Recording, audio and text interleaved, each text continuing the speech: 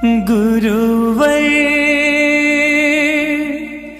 तेरी वाणी अमृत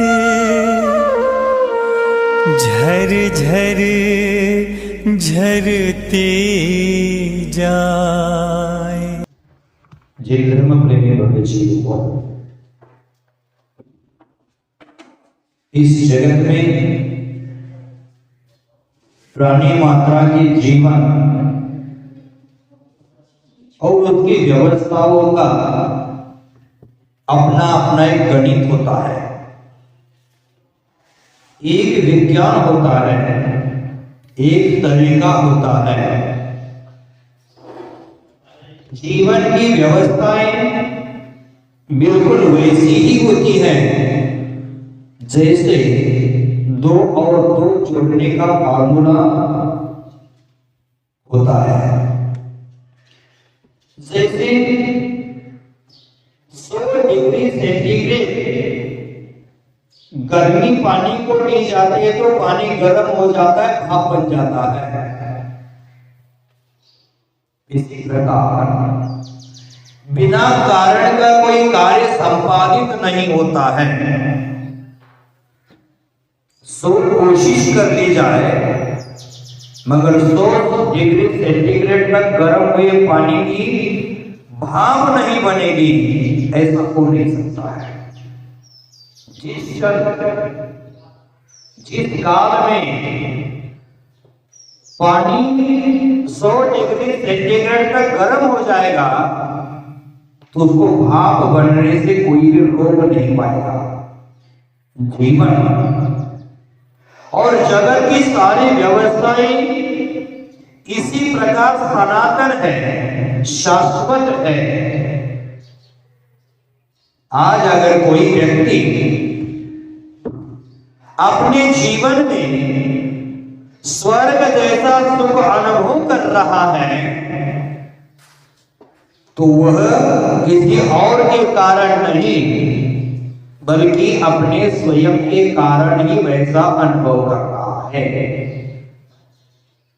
उसने ऐसे ही बीज को बोया होगा जिसकी फसलों से स्वर्ग लहला रहा है।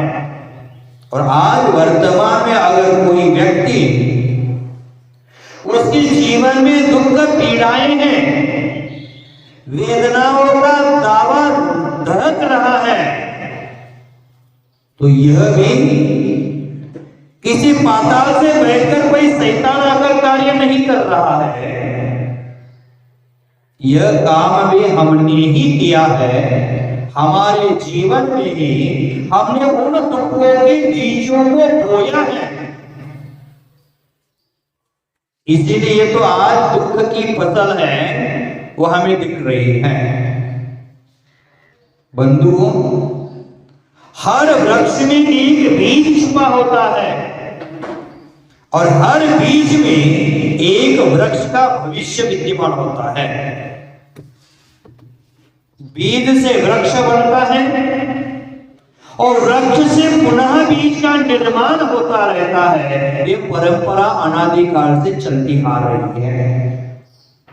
इससे पता लगता है कि सबसे पहले वृक्ष या बीज कहाँ से आया, या जैसे मनुष्य है कोई भी चीज, जैसे अब हम लोग हर चीज में बोलते हैं अनादि निधन, अनादिकाल से चला है, उसका कोई अर्थ नहीं है। केवल ज्ञानियों ने भी यही कहकर छोड़ा कि अनादि निधन। अब केवल ज्ञानियों के ज्ञान में नहीं झलक पाए तो हम आपके शायद ज्ञान में चीज कहा जाए। इसी चीज को तो यहाँ कहते हैं कि हमारे जीवन में ये बीज का निर्माण है, ये वृक्षों के माध्यम से, और वृक्षों का निर्माण बीज के माध्यम से होता है। इसी तरह कभी विस्तार होता है तो कभी संकोच होता है, कभी अकुंचन है तो कभी विराटता हमारे जीवन के साथ अनादिकाल से लगी आ रही है। जो हमने अतीत में बोए हुए बीज है उसका ही परिणाम वर्तमान है, और वर्तमान में हम जो बीज बोएंगे उसका परिणाम भविष्य है। माने आज जो भी दुखी व्यक्ति है पूर्व भाव उन्होंने जो अशुभ कर्म का बीज बोया था उसके फलस्वरूप आज पाप का उदय आया है, व्यक्ति दुखी है।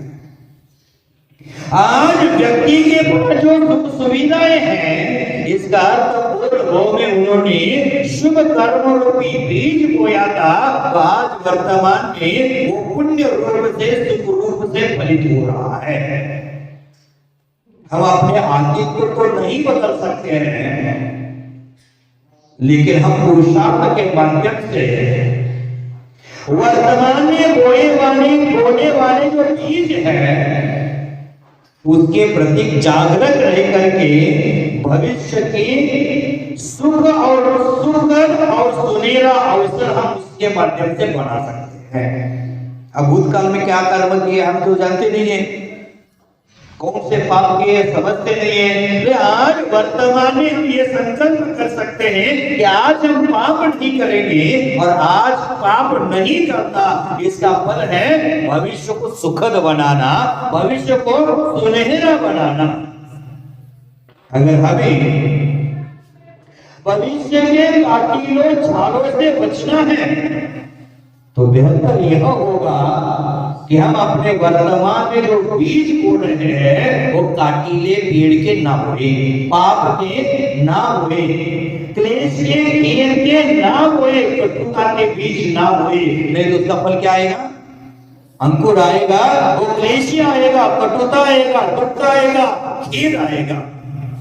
बंधु, व्यक्ति स्वयं ही अपना नियंता है, स्वयं ही अपना संहारक भी है, स्वयं ही अपना मित्र भी है और व्यक्ति स्वयं अपना ही शत्रु भी है।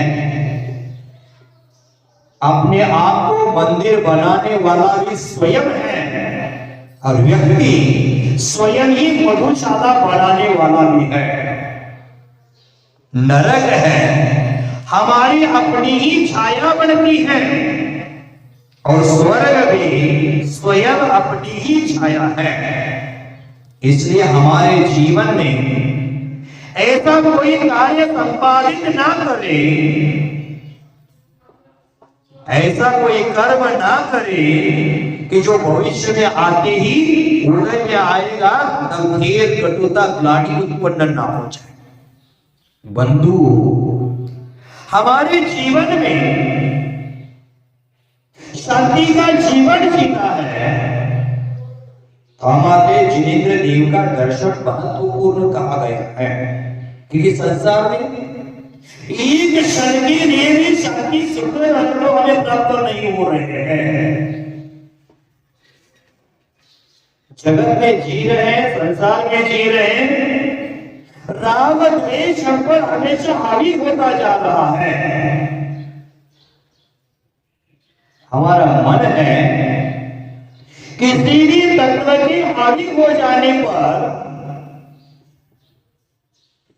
मन में राग उत्पन्न होता है तो उसी का नाम राग हो जाता है, उसी का नाम द्वेष हो जाता है और उसी के माध्यम से विकारों को पोषित भी करते हैं, पल्लवित भी करते हैं। हमारे जीवन में हमारा मन किसी एक वस्तु के प्रति हावी हो जाता है, किसी तत्व के प्रति हावी हो जाता है, उसी से हमारे जीवन में क्रोध की ज्वालाएं उत्पन्न हो जाती है, प्रज्वलित हो जाती है। आसक्ति, क्रोध, मान, माया, लोभ आदि सब हम पर हावी हो जाते हैं और उसका ही परिणाम हमारे जीवन में दुख हो जाता है। बंधु, हमारे जीवन में उन दुखों से बचना है, शाश्वत सुख की ओर बढ़ना है, तो हमारे लिए जैनाचार्यों ने कहा गया धर्म है वो हमारे जीवन में लाने का प्रयास करना चाहिए। दर्शन पाठ का हम अर्थ कर रहे हैं, समझ रहे हैं। इसमें कल की चर्चा में हमने देखा था कि जिनेंद्र देव रूपी सूर्य है वो क्या करता है? संसार धातुनाशनम, संसार में जितना भी अंधकार है, चाहे वो अहंकार का अंधकार हो, क्रोध का अंधकार हो, मायाचारी का अंधकार हो, अज्ञान का अंधकार हो, सभी अंधकारों को क्या करता है? नष्ट कर देता है। और बोधनम चित्त पद्मश्य, मन रूपी कमल है, उस मन रूपी कमल का विकास कर देता है, समर्थ संपूर्ण पदार्थों का प्रकाशक भी होता है जिनेंद्र देव का दर्शन। ये चर्चा की थी। आज आगे चर्चा बढ़ाते हुए जैनाचार्य कह रहे हैं कि जिनेंद्र देव की चर्चा चंद्रमा से कर रहे हैं, तुलना चंद्रमा से कर रहे हैं। जैसे कहते हैं समान वस्तुओं में तुलना होती है, लेकिन यहाँ असमान वस्तुओं में तुलना कर रहे हैं आचार्य। पहले अर्थ उच्चारण देखेंगे, बाद में आगे बढ़ाते।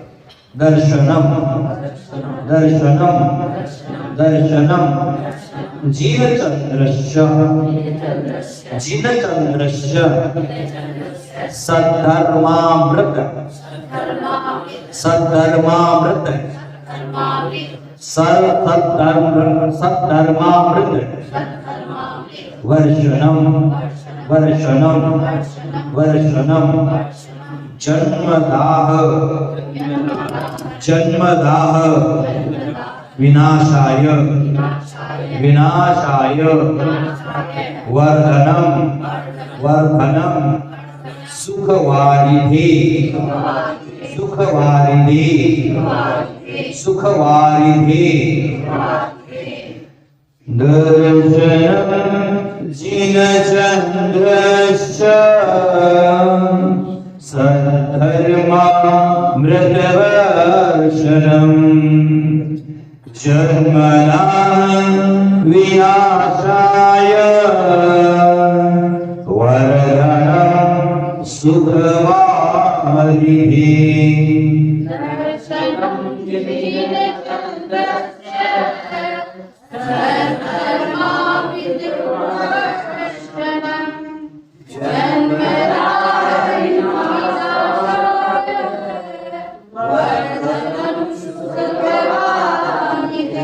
देखो क्या है, दर्शनम जिनचंद्रस्य माने जिनेंद्र देव रूपी चंद्रमा।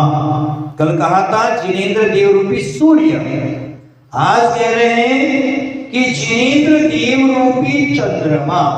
अब चंद्रमा है वो शीतलता का प्रतीक है, सर्वत्र प्रिय है। सबको प्रिय है कि नहीं चंद्रमा? बच्चों को भी हम खिलाते तो चंदा मामा कहकर खिला देते हैं। चंद्रमा सर्वत्र प्रिय है। आपने पूर्व में भक्तांबर जी का अर्थ देखा है, उसमें भी बार बार चंद्रमा के उदाहरण दिए गए हैं। शशि कहा, शशांक कहा, चंद्र कहा, बहुत सारे उपमा अलंकारों के साथ साथ बार बार चंद्रमा का उदाहरण दिया। चंद्रमा का महत्व है, चंद्रमा मन का भी प्रतीक है। इसी कारण मानसिक विकार से पीड़ित मानव को उस विकारों को दूर करने के लिए जिन चंद्रमा का दर्शन करना चाहिए, भक्तांबर पाठ करना चाहिए, दर्शन पाठ आदि का उच्चारण हमेशा करते रहना चाहिए। अपने मन को आह्लादित हमेशा रखने का प्रयास करना चाहिए। बंधु जैनाचार्य कहते हैं कि जिनेंद्र देव रूपी चंद्रमा है और जिनेंद्र के मुखमंडल से जो प्रकाश किरणी बाहर निकल रही है वो हजारों चंद्रमा के प्रकाश के तुल्य है, एक चंद्रमा नहीं। कल चर्चा हुई थी, भगवान का मुखमंडल है, करोड़ों सूर्यों की प्रभा को भी फीका करते, ऐसी है उनके मुख की प्रभा। आज जैसे चंद्रमा की हजारों करोड़ों चंद्रमा का प्रकाश एक साथ कर दिया तो भगवान के मुखमंडल से वो बराबरी नहीं कर पाता। बंधु परिणाम स्वरूप देवों का शरीर है वो अत्यंत प्रभावान होता है। देव गति के देवों का शरीर प्रभावान है, दिव्य शरीर उसको भी कहते हैं, वैकृतिक शरीर है।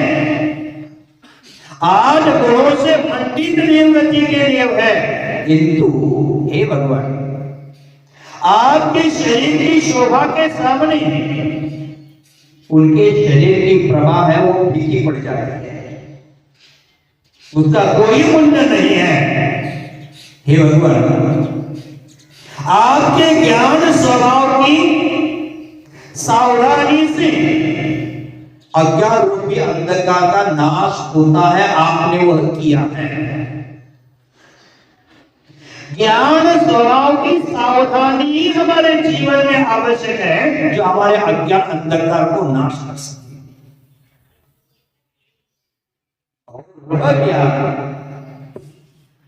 और ज्ञान का स्वभाव है अन्य भव्य जीवों के लिए मोह रूपी अंधकार, मिथ्यात्व का अंधकार, अज्ञान का अंधकार, राग द्वेष का अंधकार, विकारी भाव के अंधकार के नाश के लिए निमित्त बनता है आपके ज्ञान रूपी स्वभाव का प्रभाव। बंधु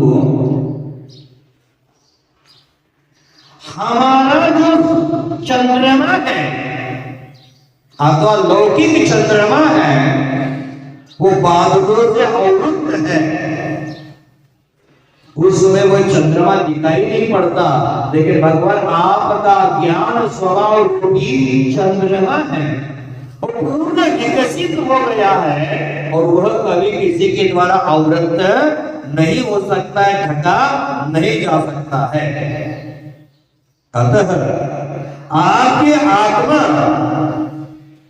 और इस जगत के किसी भी पदार्थ की उपमा एक साथ नहीं कर सकते हैं, क्योंकि आप अतुलनीय हैं, आप शाश्वत है, नित्य है, अखंड है। कोई भी तुलना उपमा युक्त पदार्थ इस जगत में आपके लायक नहीं, क्योंकि आप अनुपम हो, आप अद्वितीय हो, ऐसा दूसरा ही जगत में कोई दिखता ही नहीं है। इससे आप कैसे हो? अद्वितीय चंद्रमा हो। इसलिए क्षीण चंद्रस्य चंद्रमा की चर्चा यहाँ की है। बंधु यहाँ कहते हैं हे भगवान आपका मुख कमल है, एक विलक्षण चंद्रमा है जो अत्यंत सौंदर्यवान होने से परिपूर्ण है। आंखों से देखा जाने वाला चंद्रमा रात्रि में उदित होता है, लौकिक चंद्रमा रात्रि में उदित होता है, परंतु आपका मुख चंद्र समस्त संसार में हमेशा प्रकाशित रहता है, सदा सुशोभित रहता है। ऐसा चंद्रबिंब आप हो जो रात दिन अहर्निश है, समान रूप से प्रकाश करता रहता है।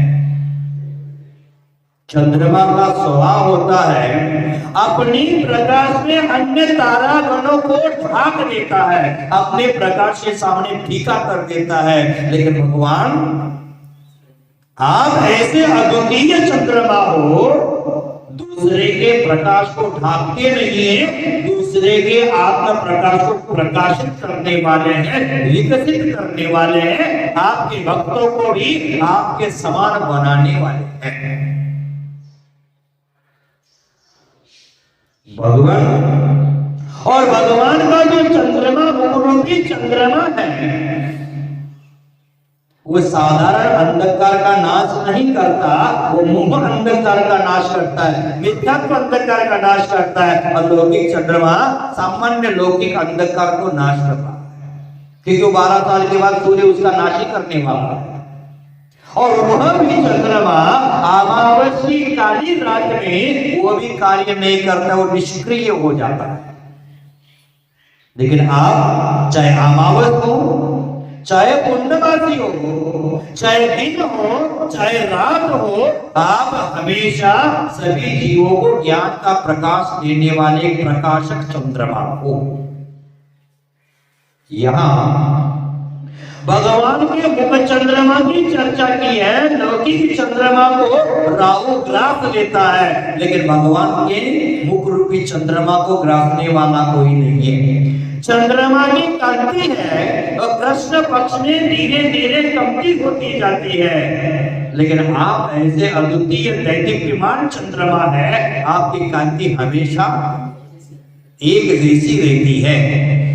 चंद्रमा रात्रि में क्रम क्रम से मात्र अर्क दीप में प्रकाश कर देता है, परंतु आप रूपी चंद्रमा है वो संपूर्ण ब्रह्मांड को, संपूर्ण संसार को, संपूर्ण जगत को प्रकाशित करने वाला है।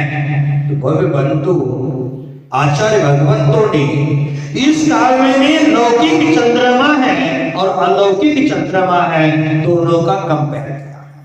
तो यहाँ कहते हैं कि ऐसे जिन चंद्रस्य दर्शनम, ऐसे जिनेंद्र रूपी चंद्रमा का दर्शन करने से क्या होता है? जन्म दाह विनाशाय, जन्म के समय में होने वाला दुख है, पीड़ा है, यातनाएं है, उसका क्या होता है? विनाश होता है। जन्म की पीड़ा क्या होती है आप जानती ही है।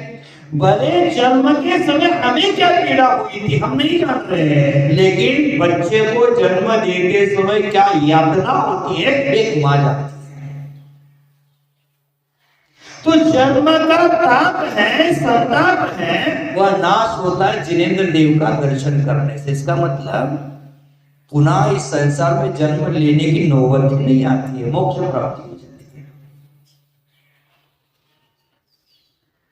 जन्म जरा मृत्यु का नाश हो जाता है, कर्मों का नाश। मात्र जन्म दाह विनाश इतना ही पर्याप्त नहीं हमारे लिए। हम ज्ञानी बन गए तो उसके साथ लगा लो जन्म जरा मृत्यु का नाश, त्रय कर्म भाव कर्म नौ कर्मों का नाश हो जाता है जिनेंद्र देव के दर्शन मात्र से।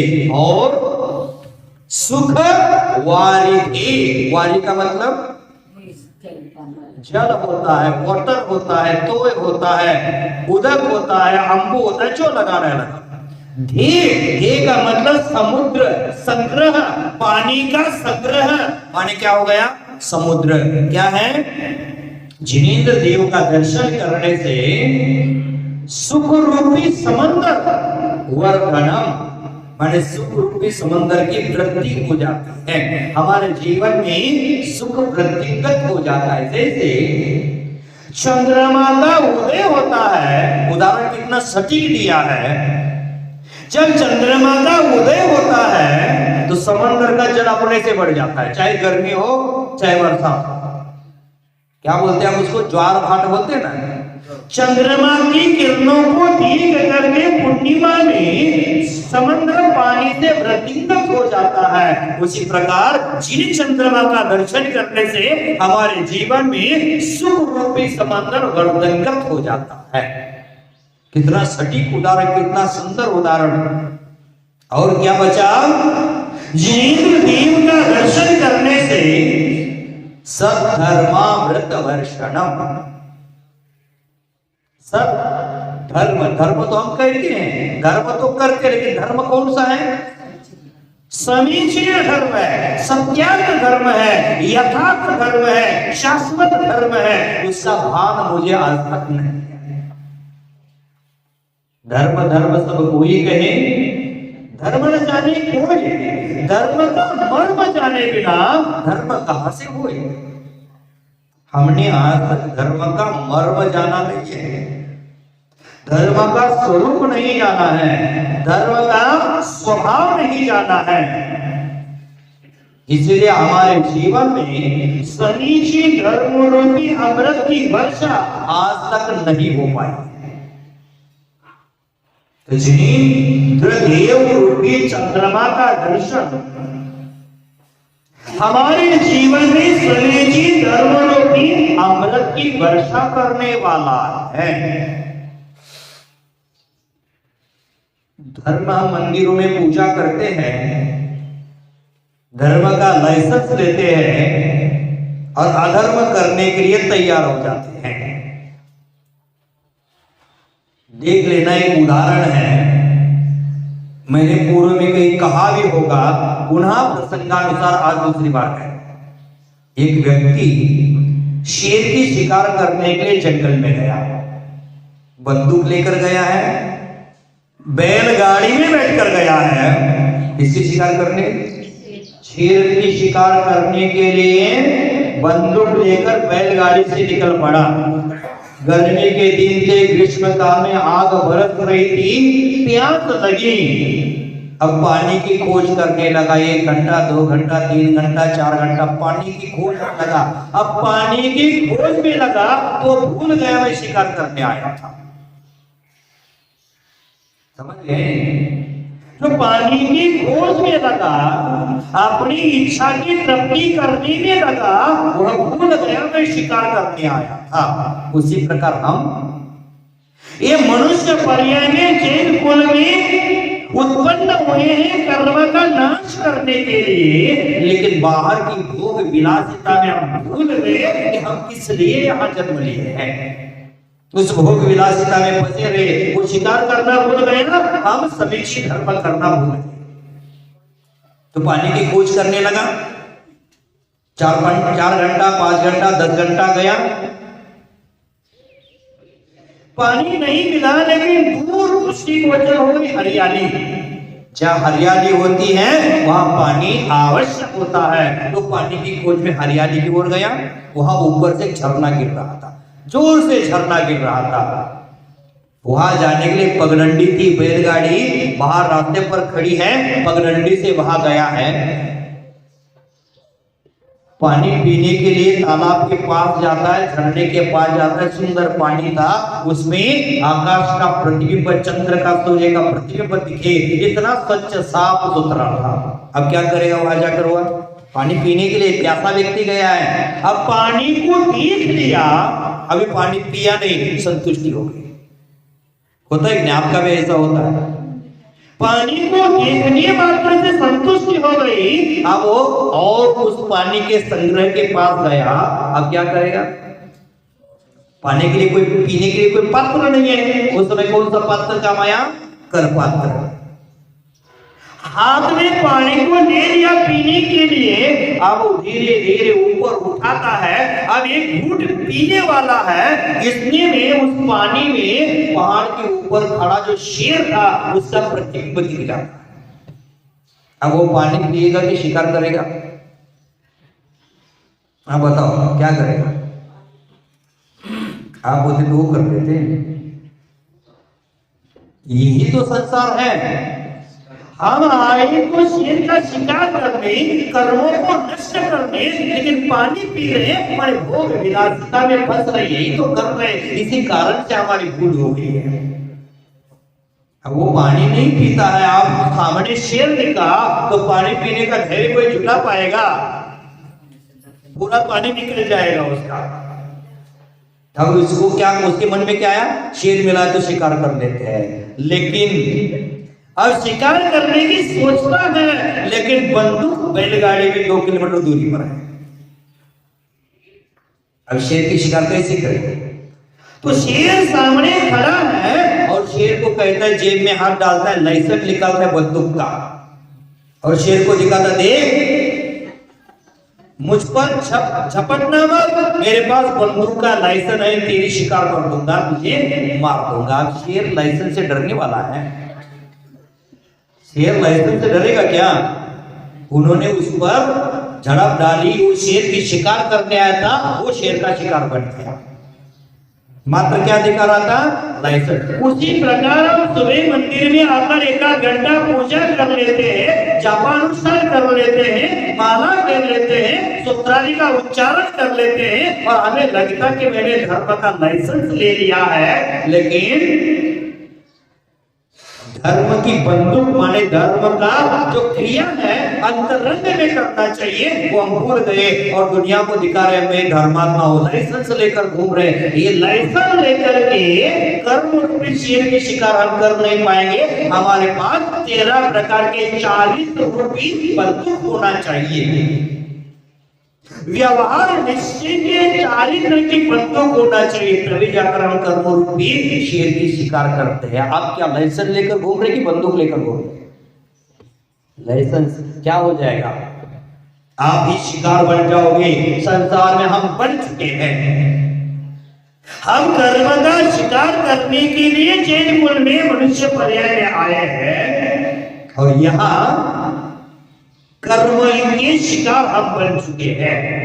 कर्म हम पर हावी होता जा रहा है, राग द्वेष हम पर हावी होते जा रहे, अहंकार अंधकार हम पर हावी होता जा रहा है और हम पुनः संसार में दस हैं। स्वर्ग का देव भी चाहता है कि कुछ समय के लिए मुझे मनुष्य पर्याय मिले और मनुष्य पर्याय पाकर के मैं जैनेश्वरी दीक्षा लेकर आत्मा का कल्याण करूंगा। नरक में दुखी जीव है, वह भी चाहता है कि कुछ समय के लिए मुझे मनुष्य पर्याय मिले, उस मनुष्य पर्याय में सत्कर्म करूंगा, समीचीन धर्म को अपनाऊंगा, कर्म रूपी शेर की शिकार करूंगा और मैं जन्मदाह विनाशाय, जन्म रूपी ताप का नाश करूंगा। त्रियंश गति का प्राणी क्लेशित है, दुखी है और अति संकलेश भावती मरो घोर शब्द सागर में पड़ो। वो त्रियंश गति का प्राणी भी सोचता है मुझे मनुष्य पर्याय मिले, मैं समीचीन धर्म को पालन करके मोक्ष की प्राप्ति कर लूं। लेकिन हम मनुष्य पर्याय में आकर हम ही वहां हैं। नरक पर्याय में ही विचार किए थे, देव पर्याय में ऐसा विचार किए थे, त्रियंश पर्याय में ऐसा विचार किए थे और मनुष्य पर्याय प्राप्त होने का सब भूल गए। यहाँ आने का लक्ष्य क्या था? कर्म शेर का शिकार करना और यहाँ आकर हम उसके शिकार बन गए हैं। तो बंधु यहाँ कहते सद्धर्मामृत वर्षणम, समीचीन धर्म रूपी अमृत की वर्षा उसके जीवन में होती है। जो अमृत हमारे मिथ्यात्व के जहर को नष्ट कर देगा, अज्ञान के जहर को नष्ट कर देता है, ऐसा अमृत हमारे जीवन में, ऐसी सुधा वर्षा हमारे जीवन में होनी चाहिए। वो कहाँ होती है? किसका? जिनेंद्र देव रूपी चंद्रमा का दर्शन करने से। 4 विशेषताएं इसमें। एक तो चंद्रमा है, लौकिक चंद्रमा और जिन चंद्रमा, इसकी तुलना लेकिन होती नहीं है। तो समान वस्तुओं में तुलना होती है, तो समान वस्तु जिनेंद्र देव का दर्शन है। जन्मदाह विनाश, जन्मदाह के साथ साथ क्या लगा है? संसार का ही नाश कर देता है। हम चंदन चढ़ाते समय क्या बोलते हैं? संसार ताप विनाशनाय बोलते हैं अथवा देह ताप विनाशनाय बोलते हैं। भवाताप बोलते हैं, देह ताप बोलते हैं, दोनों भी बोलते हैं। काम दाह विनाशाय पुष्पान बोलते हैं आगे जाकर। पर ये जो दाह हमारे जीवन में है, देह ताप है, भवाताप है, संसार ताप है, कोई भी लगा लो, कोई बाधा नहीं है। ये संसार में कितने प्रकार के ताप है? रत्नत्रय कितने होते हैं? क्या काम करते हो? दर्शन ज्ञान चारित्र्य रत्नत्रय है, वो हमारे लिए तापत्रय मिटाने का कार्य करते हैं। अब तापत्रय कौन से हैं? जन्म जरा मृत्यु के तापत्रय है। उन तापत्रयों को शांत करने के लिए रत्नत्रय निमित्त बनता है। तो हमारे लिए यहाँ जन्म दाह विनाशाय, इसका अर्थ ये भी लगा सकते हैं कि जन्म जरा मृत्यु का नाश करने वाला है जिनेंद्र देव का दर्शन। मात्र जल चढ़ाना नहीं, दर्शन भी नाश कर सकता है।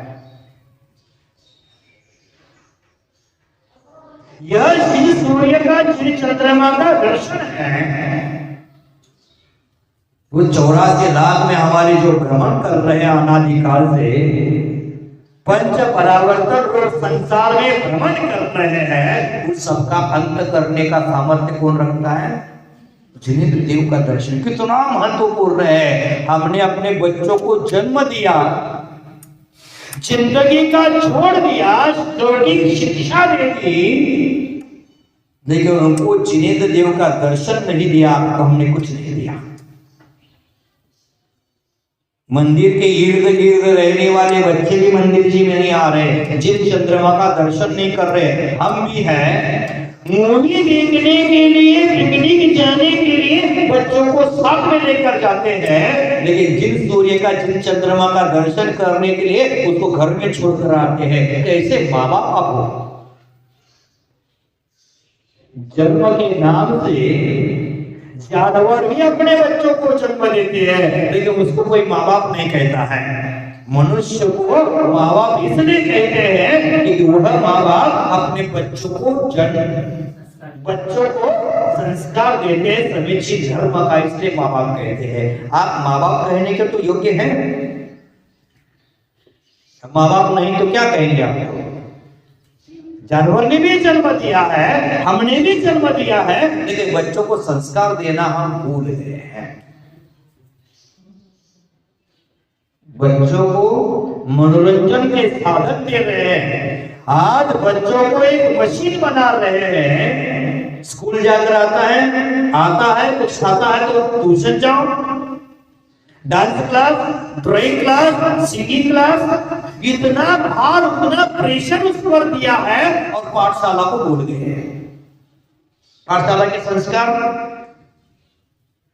आपके समाज में अभी पाठशाला चल रही है, अभी बंद है। मैंने क्यों? कोरोना के चलते। अब कोरोना तो हो गया कितना दिन, अब कोरोना नहीं ना, अब कोरोना के कारण दुकानें भी बंद थी, हमने दुकानें खोल दी, लेकिन बच्चों के संस्कार की कलाई नहीं खोले। हमारे पास इतने बड़े बड़े हॉल है, सोशल डिस्टेंसिंग के माध्यम से हम पाठशाला का चयन कर सकते थे, लेकिन संस्कारों को विराम दिया। पाठ कोरोना है, स्कूल बंद है, किसी का ऑनलाइन चल ही रहा है, हमारा ट्यूशन चल ही रही है, डांस क्लास चल रहा है, सिंगिंग क्लास चल रहा है, ड्राइंग क्लास चल रहा है, बंद क्या हो गए हैं? हम जो संस्कारों के बीज है, संस्कारों के स्थान है, उसको बंद किए हैं। तो हमारे लिए आचार्य कहते हैं कि बच्चों को संस्कार देना भी अत्यावश्यक है। तो क्या क्या कहा? जिन चंद्र का दर्शन पहले जन्मदाह का नाश करने वाला है, सुख का वर्धन करने वाला है, और जीवन में समीचीन धर्म रूपी अमृत की वर्षा करने वाला है। अब जहां अमृत की वर्षा होगी तो बाकी की कुछ आवश्यकता ही नहीं है। जिसके पास अमृत ही है उसको और क्या चीज की आवश्यकता है? तो यह इसमें जैनाचार्यों ने कहा है। तो आगे और कहते हैं, जिनेंद्र देव के मुखमंडल की, उनके शरीर की चर्चा अब तक की है। अब सिद्ध भगवान क्या है इसके बारे में अल्पसा प्रकाश दे रहे हैं, देखते हैं। चिदानंद, सॉरी छूट गया, ठीक है ले लेते हैं, गलती से हो गया, आगे बढ़ गया। अब क्या करते हैं, जो जिनेंद्र देव का स्वरूप है वो दिगंबर रूप है, उस दिगंबर रूप के बारे में चर्चा करेंगे। जीवादि तत्व, बोलो जीवादि तत्व, जीवादि तत्व, जी को लंबा खींचो। जीवादि तत्व, जीवादि तत्व प्रतिपादकाय, प्रतिपादकाय, प्रतिपादकाय सम्यक्त्व, सम्यक्त्व मुख्याश्च, मुख्याश्च गुणार्णवाय, गुणार्णवाय, गुणार्णवाय जीवादि तत्व प्रतिपादकाय सम्यक्त्व मोक्षास्त्र गुणार्णवाय।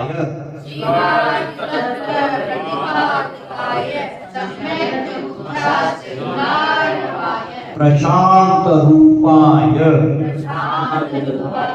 प्रशांत रूपाय। रूप को भी बड़ा कर देना, गांठ के साथ ऊ लिखा है ना तो दीर्घ होता है वो, और बिना गांठ का लिखते तो ह्रस्व है ना। प्रशांत रूपाय। अगर रू पर जोर देंगे तो आपका पा लंबा हो जाएगा, और रू को छोटा कर दो तो पा छोटा हो जाएगा, वहां गड़बड़ी हो जाएगी, स्वर व्यंजन में गड़बड़ी। रू पा बढ़ जाएगा, अपने आप बढ़ जाएगा, नहीं तो नहीं बढ़ेगा।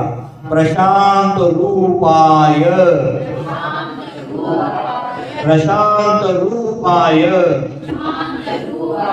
दिगंबराय, दिगंबराय, देवाधिदेवाय, देवाधिदेवाय। अब देवाधिदेवाय शब्द होता है, लेकिन प्राय करके सब लोग देवाधिदेवाय द का उच्चारण करते हैं। देवादि देवाय, आदि माने क्या हो गया, देव आदि और देव नहीं, यहाँ क्या है, देवादि देवाय। देवादि देवाय का अर्थ क्या होता है, देवों को ही देव होते। पहले काव्य में देखा था, दर्शन देव देवश के देवश, देवश जो देवों के भी देव है वो कौन है, देवाधि देव। तो यहाँ का उच्चारण करना है देवाधि देवाय नहीं, देवाधि देवाय, देवाधि देवाय, देवाधि देवाय, नमो जिनाय, नमो जिनाय। जीवादि तत्व प्रतिपादकाय सम्यक् मुख्यास गुणार्णवाय प्रशांत रूपाय दिगंबराय देवादिदेवाय नमो जिनाय।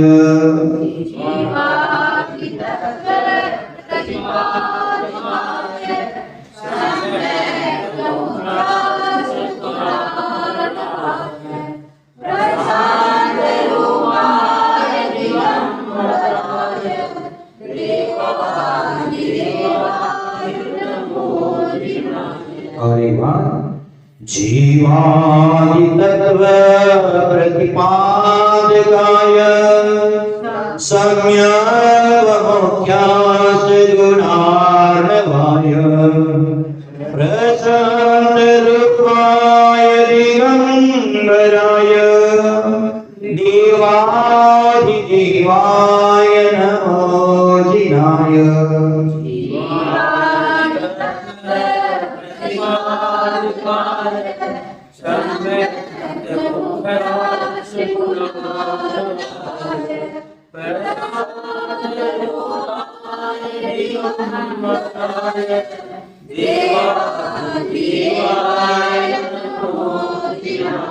देखो अब जिनेंद्र देव का स्वरूप इसमें दिग्दर्शित कर दिया।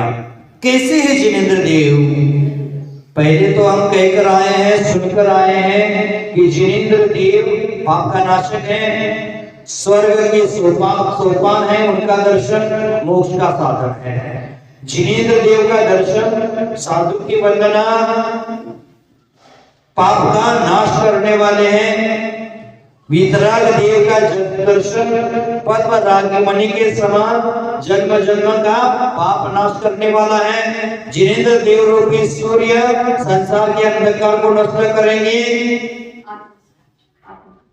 यथार्थ धर्म का प्रकाशन करेंगे और हमारे मन रूपी कमल को विकसित कर देंगे। जिनेंद्र देव के चंद्रमा है, वो हमारे जीवन में जन्मदाह का नाश करेंगे, सुख रूपी समंदर की वृद्धि करेंगे और समीचे धर्म के अमृत की वर्षा करेंगे। इसकी अपेक्षा ही समीची धर्म के अमृत वर्षा है, उसका मुख्य अंग है जीवादि सात तत्व। भगवान के उपदेश में क्या है, सात तत्वों को छोड़कर और कुछ उपदेश नहीं दिया उन्होंने। ये जीवादि तत्व है, उसका प्रतिपादन करने वाले आपको पहला विशेषण दिया, जीवादि तत्व प्रतिपादकालय। जीवादि तत्व है, कितने हैं, उसका प्रतिपादन करने वाले हैं, माने उपदेश देने वाले हैं, उसका प्रकाशन करने वाले हैं, और वही हमारे जीवन में सद्धर्मामृत वर्षिता, वही हमारे जीवन में सनिश्चित धर्म की वृद्धि करेगा। हमने आज तक जीवादि तत्वों का स्वरूप समझा नहीं है। सम्यक दर्शन का व्याख्यान क्या है? कैसे, किसको कहते हैं सम्यक दर्शन? तत्वार्थ श्रद्धायाम सम्यक दर्शनम। आप सम्यक दृष्टि हो, तत्वार्थ श्रद्धा, तत्व के प्रति श्रद्धा होना, मात्र शब्दों के प्रति नहीं। जीव तत्व, अजीव तत्व, ये शब्दों के प्रति श्रद्धा करना नहीं हमारे लिए। जीव के स्वरूप के प्रति श्रद्धा, अजीव के स्वरूप के प्रति श्रद्धा, आदि के स्वरूप के प्रति श्रद्धा होना चाहिए। अब जीव का स्वरूप क्या है?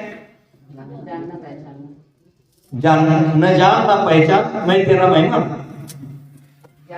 जानना, देखना, जानन पश्चन स्वभाव है अथवा ज्ञान दर्शन स्वभाव है। उस स्वभाव को आपने जाना है, स्वरूप को समझा है। आचार्य भगवान कुंद देव समयसार ग्रंथ राज में इस जीव के स्वरूप के बारे में व्याख्यान करते हुए कहते, सम्यक दर्शन का व्याख्यान करते हुए कहते हैं कि जीव का स्वरूप क्या है? स्वसमय परसमय की व्याख्या करते हैं। जीवो चरित्र ज्ञान दर्शन खिदो तम ही सुसमयम जान। जो जीव अपने ज्ञान दर्शन चारित्र रूप स्वभाव में स्थित है, वही स्वसमय है, वही सम्यक दृष्टि है। पुद्गल कम पदे तम चतम जान पर समयम। पुद्गल कर्मों के प्रदेशों में जो स्थित है, उसको पर समय जानो मानी वह मिथ्या दृष्टि है। हमने जीव के स्वरूप को जाना है। 7 तत्वों को जानने के पहले 2 तत्वों को जान लो, जीव अजीव, बाकी अपने आप समझ जाएंगे। जीव अजीव के स्वरूप को हमने समझा नहीं है, इसी कारण से संसार में दुख रूपी समंदर में हम डुबकियां लगा रहे, गोते लगा रहे। जीव का स्वरूप ज्ञान दर्शन है, देखना जानना मेरा स्वरूप है, लेकिन वो स्वरूप छोड़कर मैं क्या करता हूं? कर्ता बन जाता हूं, पर द्रव्य का कर्ता बन जाता हो, वही हमने अपने स्वरूप को भुला दिया। तो जीवादि तत्व प्रतिपादित है, जीवादि तत्वों का अच्छी तरह से प्रतिपादन करने वाले हैं। और क्या है? सम्यक्त्व मुख्य अष्ट गुणान्वय। जो सम्यक्वादी 8 मुख्य गुण हैं, कौन से? नहीं, ये नहीं, यहां जिनेन्द्र देव की वो नहीं कह रहे हैं। सम्यक्वादी 8 गुण माने अनंत चतुष्टय के साथ साथ सम्यक्त्व, अवगाहनत्व, अगुणत्व, अव्यापादत्व, सूक्ष्मत्व आदि जो गुण हैं, उन 8 गुणों से आप क्या हो? आपके जीवन में मुख्य वही है सम्यक्त्व मुख्यस्थ गुणार्णवाय। सम्यक्त्व आदि मुख्य 8 गुण हैं। और अर्णव, अर्णव का अर्थ होता है समंदर, सागर। आप उन मुख्य 8 गुणों के समंदर हो।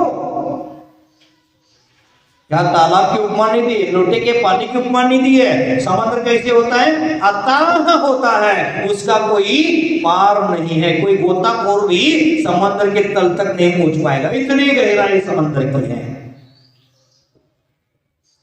तो यहां कहा कि आप उन सम्यक वाली 8 जो मुख्य गुण हैं उसके अर्णव माने समंदर हो। गुणार्णवाय, हम कुंडली में 36 गुणों का मिलान देखते हैं, उसमें से 18 मिल गए तो काम तमाम। लेकिन भगवान कैसे हैं? सम्यक वाली मुख्य है, लेकिन उसके अंतर्गत मुख्य कितने गुण हैं? 8 गुण सिद्धों के हैं। तो सम्यक वाली मुख्यांश गुणार्णवाय, मुख्य 8 गुण है और उसके अंतर्गत गुणों का समंदर हो आप, गुणों का सागर हो आप। इसी अपेक्षा से आपके गुण कैसे हैं? अनंत हैं। एक बार समंदर के जल के बूंदों को भी हम गिन सकते हैं, लेकिन भगवान के गुणों को हम गिन नहीं सकते। इस जमीन में जितने रेत के कण हैं वो एक बार गिन सकते हैं, लेकिन भगवान के गुणों की कोई गिनती कर नहीं सकते। एक बार हमारे मन में आया तो तो माथे से मस्तक से पर्वत को तोड़ करके चूर चूर कर सकते हैं, लेकिन भगवान के गुणों को चूर चूर करने का हिम्मत किसी में नहीं है। एक बार बांधुरी स्त्री के पुत्र की शादी में हमें मिष्टान्न भोजन मिल सकता है, लेकिन भगवान गुणों से रहित कभी नहीं हो सकते।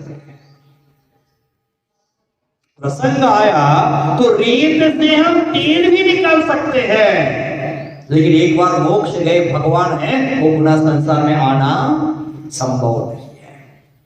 प्रसंग आए तो बांधड़ी स्त्री का बच्चा रो रहा है, उसको खिलाने के लिए खरगोश के शिंग में आकाश पुष्प की फूल तोड़ करके खरगोश कछुए के पीठ के बाल का धागा बनाकर उसमें पिरोकर उसको खिला सकते हैं, लेकिन ये संभव हो सकता है, लेकिन एक बार भगवान मोक्ष गए पुनः इस संसार में आना संभव नहीं है। तो भगवान क्या करते हैं, जीवादि तत्व प्रतिपादकाय, किसके लिए प्रतिपादन किए, हम और आपके लिए। वो तो मोक्ष चले जा रहे हैं, फिर भी जाते जाते हम पर उनके उपकार करते जा रहे हैं। केवल ज्ञान के बाद भी उपदेश देते जा रहे हैं, उपदेश देते जा रहे हैं हमारे लिए। किसके लिए, गुरुओं का उपदेश किसके लिए, गुरु को समझते स्वयं के लिए हम उपदेश कर रहे हैं, स्वयं की आत्मा के परिणामों की निर्मलता के लिए कर रहे हैं, लेकिन बहिरंग में देखा जाए तो सज्जन श्रोतागण बैठे उनके लिए वो उपदेश है। जीवादि तत्वों का प्रतिपादन कर रहे किसने किया है, आजकल हमारे साधु संत भी जीवादि तत्वों का प्रतिपादन करना छोड़ करके सास बहू कैसी हो, पिता पुत्र का व्यवहार कैसा हो, घर को स्वर्ग कैसे बनाए, इसमें ही उलझे हुए हैं। लेकिन जैनाचार्य कहते कि भगवंतों ने क्या किया था, जीवादि तत्व प्रतिपादकाय, जीवादि तत्वों का उपदेश। आज गुरु के प्रवचनों में तत्वों का उपदेश लुप्त हो गया है, मनोरंजन की चर्चाएं चल रही है, आत्मरंजन भूल गए हैं, तनरंजन की चर्चाएं चल रही है, आत्मरंजन भूल गए हैं। और वह जीवादि तत्व का उपदेशक जिनेंद्र देव सम्यक वाले 8 मुख्य गुणों से सहित है, गुणों का सागर है। और भगवान का रूप कैसे है, प्रशांत रूपाय, भगवान कैसे है, प्रशांत रूप। ऐसे आंख बड़ा किए हुए, हाथ में चाकू भाला पर्चा लिए हुए नहीं है, भगवान का रूप देखकर कैसा लगता है, वाह वाह वाह, पूरे जगत की शांति इनके चेहरे में ही झलक रही हो। प्रशांत रूपाय दिगंबराय, अभी जगत में प्रशांत रूप कौन सा है, दिगंबर रूप है। दिगंबर, दिग माने दिशा, अंबर माने वस्त्र, दिशा ही जिनका वस्त्र है वो दिगंबर है। आप कौन हो, दिगंबर की श्वेतांबर हो? इतने सारे वस्त्र पहने हैं पुरुषों ने और स्वयं को दिगंबर कहते हैं, क्यों दिगंबर आप? दिगंबर गुरुओं का अनुसरण करते हैं, अनुकरण करते हैं, अनुगमन करते हैं, उनकी आज्ञा का पालन करते हैं, इसलिए मात्र आप दिगंबर हो। करते हो तो दिगंबर हो, अगर करते नहीं हो तो नाम के दिगंबर, नाम के जैनी हो। जिनेंद्र देव हो अथवा जिनेंद्र के लघुनंदन हो, उनका अनुकरण करना, अनुसरण करना, आज्ञा का पालन करना, उनके तरह आचरण करना, ये दिगंबरत्व की पहचान होती है। किसी ने कहा कि गुरु जी, आपके भगवान के शरीर पर कोई वस्त्र नहीं है, कोई शस्त्र नहीं है, कोई अस्त्र नहीं है, भगवान कैसे? देख लेना, शस्त्र अस्त्र कौन रखता है, बंदूक रिवॉल्वर कौन रखता है, जिसको डर है वो रखता है। तो भगवान को किसी का डर ही नहीं है, सब तो भयों से रहित सम्यक दृष्टि होता है, ये तो भगवान बन गए। तो उनको कहना पड़ा, जो डरे डराया करे वो रखे अस्त्र शस्त्र, जो कुरूप है वो ओढ़े ओढ़ा करे वस्त्र। ओढ़े ओढ़ा करे वस्त्र, फिर से जो डरे डराए वो रखे अस्त्र शस्त्र, जो कुरूप है वो ओढ़े ओढ़ा करे वस्त्र। हम तो निडर हैं, निर्भीक हैं, सर्वांग सुंदर है, इसलिए तो दिगंबर है। दिगंबर क्यों है? सर्वांग सुंदर है, छिपाने के लिए कोई विकार नहीं उनके मन में। जो कपड़ा ज्यादा पहनता है वहां विकार ज्यादा है, क्या विकार से रहित बना है, छुपाने के लिए कुछ है ही नहीं, सर्वांग सुंदर, इसलिए दिगंबर। और किसी से डर नहीं है, निर्भीक है, निडर है, इसलिए कोई अस्त्र शस्त्र हमारे भगवान अथवा गुरु रखते नहीं है। तो यहाँ प्रशांत रूपाय दिगंबराय, भगवान रूप कैसे हैं? प्रशांत रूप है, दिगंबर स्वरूप है। और देवाधि देवाय, देवाधि देवाय, देवों के वे देव, अर्यंत देव, अर्यंत प्रभु। और ऐसे प्रभु को जिनाय माने जिनेन्द्र देव के लिए क्या हो? नमो माने नमः, नमस्कार हो। समझ गए? बहुत सुंदर वर्त कर दिया आचार्य भगवान, तो इतना सुंदर काव्य है। हमेशा हमें बड़े बड़े ग्रंथों को पढ़ने की आवश्यकता नहीं, छोटे छोटे पाठों में भी जैन सिद्धांत छुपा हुआ है। हमें लगता है तत्वार सूत्र जी का अध्ययन करें, हमें समझदार जी, मूलाचार लोग, सर्वार्थ सिद्धि आदि का अध्ययन करें, वह सार हमें दर्शन पाठ में भी मिल सकता है, लेकिन उस दृष्टि से देखना पड़ेगा, उस एंगल से देखना। समझ गए? फिर से एक बार, जीवादि तत्व प्रतिपादकाय, भगवान कैसे हैं? जीवादि तत्वों के प्रतिपादक हैं।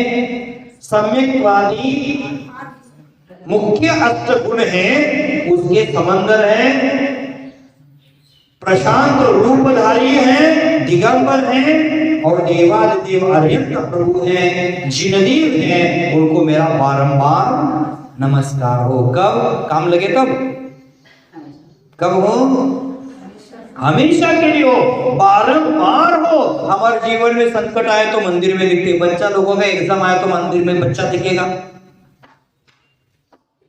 हमारे दुकान में कोई व्यवधान है तो हम लोग मंदिर में दिखेंगे, हमें कोई पीड़ा है तो हम मंदिर में दिखेंगे। ये कोई स्वरूप नहीं है धर्म का। कैसे? सदा मम हृदय, सदा मेरे हृदय में जिनेन्द्र देव रहे, और मेरा हृदय आपके चरणों में रहे। इसका मतलब निकाल कर नहीं रखना है, भावना से हमेशा भगवान के चरणों में रहो। तव पादो मम हृदय तो पद्वय लीन, आपके द्वय चरणों में मेरा हृदय हमेशा लीन रहे, और आपके द्वय चरण जगह है। इतना अहंकार का कूड़ा कचरा भरा है, मिथ्यात्व का कूड़ा कचरा, राग द्वेष का कूड़ा कचरा, मेरे हृदय में भगवान के चरण रखने के लिए जगह ही नहीं। घर को साफ कर दिए दिवाली में, अब हृदय को भी साफ कर लेना। 2 दिन के बाद पिछी परिवर्तन आ रहा है, पिछी परिवर्तन के साथ साथ मन का भी परिवर्तन कर लेना, हृदय का भी परिवर्तन कर लेना। हम मात्र पिछी परिवर्तन करेंगे, सबके मन में उत्कंठता, इसको पीछे मिलेगी, कौन देगा, कौन लेगा। मुझे हंसी आती है, कोई लोग मुझे लिख कर दे रहे हैं, हंसी आती है उनका सब पढ़ने के बाद। 60 साल की हो गई और लिखती क्या है? 65 साल की में लिपस्टिक का त्याग है। पगली गई। 80 साल का हो गया है, मुंह में दांत नहीं है, लिखता क्या है? मेरा चना खाने का त्याग है, पिसवा कर खाने की छूट है, और जिनको पीछे चाहिए क्यों? हमारे लिए क्या करना चाहिए ये हम सोचते नहीं है। हमारे हृदय की भी सफाई करो, मन की भी सफाई करो, मन को भी निर्मल बनाओ। हम मात्र चौके में आते, मन शुद्धि वचन शुद्धि। अब काय की शुद्धि? खाना हो तो खाओ, नहीं तो संत भवन में जाओ। मन शुद्धि बोलते तो स्वयं को सवाल कर देना, मेरा मन शुद्ध है क्या? नहीं, मैं तो आप पर भरोसा करता हूँ, 24 घंटा नहीं 1 घंटा तो जरूर करता हूँ। अगर आप पर भरोसा नहीं करोगा तो बिना खाए पीछे लौटना पड़ेगा। तो हमारे मन की भी सफाई कर लेना, निर्मलता बना देना और ऐसे जिनेंद्र देव की हमेशा वंदना करते रहना, आपकी आत्मा का कल्याण जरूर हो जाएगा।